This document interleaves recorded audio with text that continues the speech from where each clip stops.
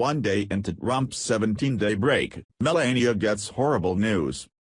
I have been involved in politics for over 20 years, and I have never seen so much hatred towards the first family as I have seen that has been directed towards President Trump and his family.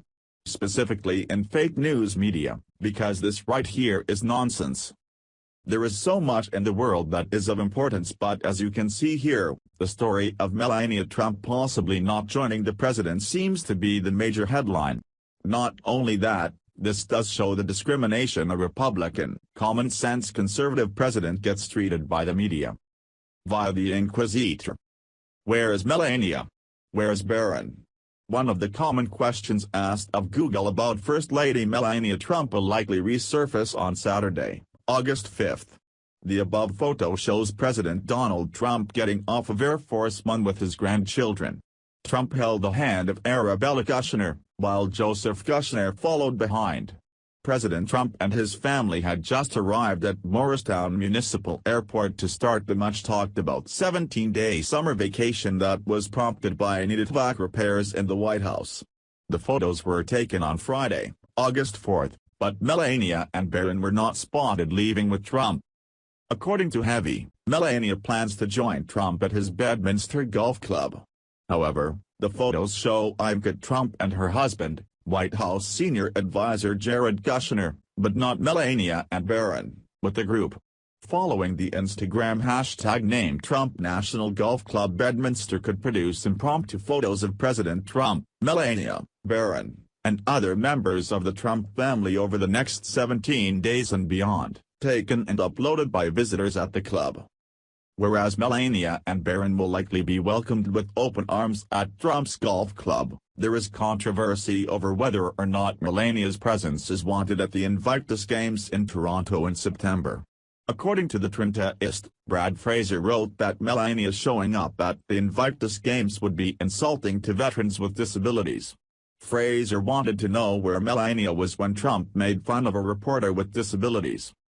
When Donald Trump mocked a disabled reporter during the election campaign, where was Melania?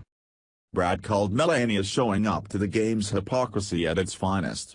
Soldiers with serious disabilities who will compete in the sports event shouldn't be mocked by Melania's presence, notes Brad, writing that with Melania leading the delegation, she represents a privileged and sinister clan of the Trump family that is narcissistic. The folks that President Trump has mocked, according to Brad, makes Melania not the ideal candidate for such a role in the Invictus Games. Meanwhile, whereas photos of President Trump waving and boarding Marine One on the south lawn of the White House filled the Associated Press photo gallery, along with photos of pods preparing for the renovation project, eventually photos of Melania and Barron may appear therein also. Just like the Getty Images gallery of photos, which shows Trump waving and Kushner carrying a bag along with the new chief of staff, no photos of Melania and Barron have appeared in recent days. The first thing I will talk about is the nonsense of the fact that Melania's presence is an insult to disabled veterans. This is the biggest load of crap that I ever read. I want to make it clear that President Trump did not mock a disabled reporter. You can see the proof here. Fake news media has been trying to take down President Trump since his inauguration. They fail to come up with the facts because in reality, sources say is not facts. In this example obviously, it shows that this was a lie from fake news. The audacity of the so-called journalist to make such a claim into wanting to ban Melania Trump because of lies and is atrocious. I would like to know where was this reporter when J.K. Rowling used the wheelchair-bound child to slander President Trump without seeing the facts at a speech POTUS was at? Media has become unhinged. This needs to stop because it helps with spreading not only hate but it could lead to incitement. I hope that Invictus Games will look at the facts and not at the ignorance from Brad Fraser. It is a shame that facts are no longer a guideline for mainstream media to use for news stories. Thanks for watching.